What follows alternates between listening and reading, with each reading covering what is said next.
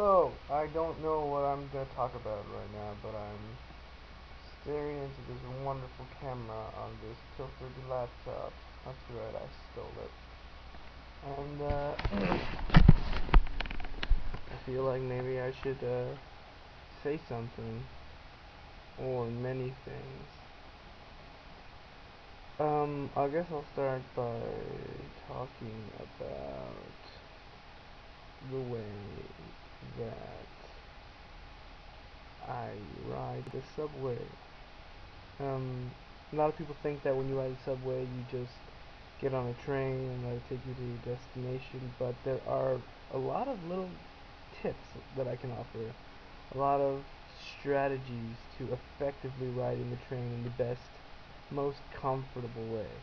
Um, few key things. There are different types of people. There are morning people, early risers, who like to catch that worm, so to speak, and then there are lazy motherfuckers.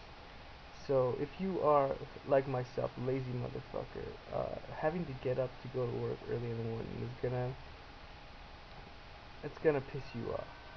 So what I'll say is there. I mean, you can rest on the subway. You can close your eyes, lean back, and kind of just relax. It's almost like a snooze button. It's like getting an extra 10 or 15 minutes of I'm not gonna say sleep, but closed-eyed relaxation.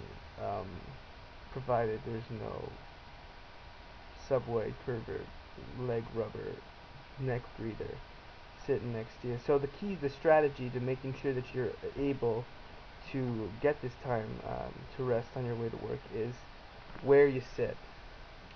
Uh, now, if you're riding a TTC, what Toronto, the subway trains all have these little plexiglass wall dividers at each entrance.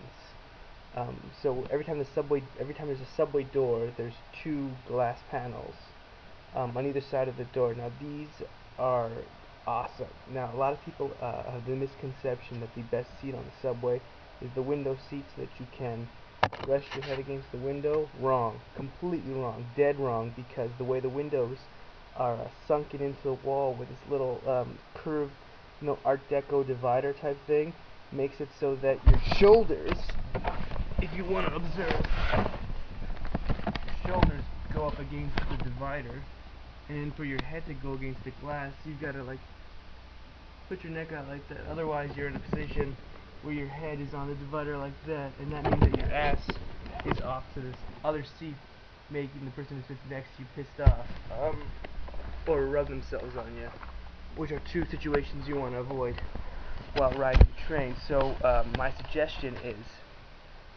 you get onto that glass panel that I spoke of next to the entrance, but think about where you're headed and the route you want to plan, because the route you're planning or the destination will determine whether you want to be on the east or west side of the train. Just as a Let me give you an example. I ride the train from Eglinton West Station to St. George, which means and I'm riding southbound.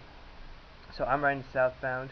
That means I want to be on the west side of the train. That is left if I'm facing south. And the reason is because between Eglinton West and St. George, all the doors open on the west side. So if I'm sitting on the east side with my face against the glass panel of the entrance, all the doors are opening in front of me, across from me, and the cold wind is going to gust in. It's going to make it a lot harder for me to get that relaxation that I'm looking for.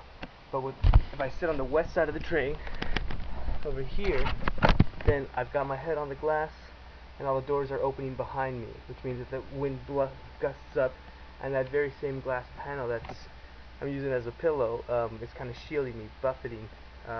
It shields me from the buffeting wind, I should say.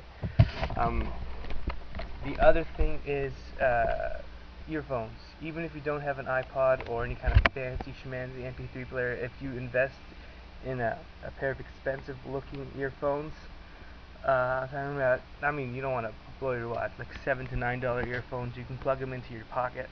It just looks like you're listening to something, so that the crazies don't want to talk to you, or they feel like they don't want to intrude upon you. And then to sell the illusion, though, you've got to keep bobbing your head for about like 3-minute periods, and then you got to stop. So it looks like the next song is loading, and then you gotta change it up because you don't want to look like you're listening to the same thing over and over again. You want to look like you've got a variety to the music that you're listening to. But yeah, I mean, so I hope you can take this information and use it to kind of make your journeys a little more comfortable on the subway. And yeah, comment if you found this at all helpful. Otherwise, comment if you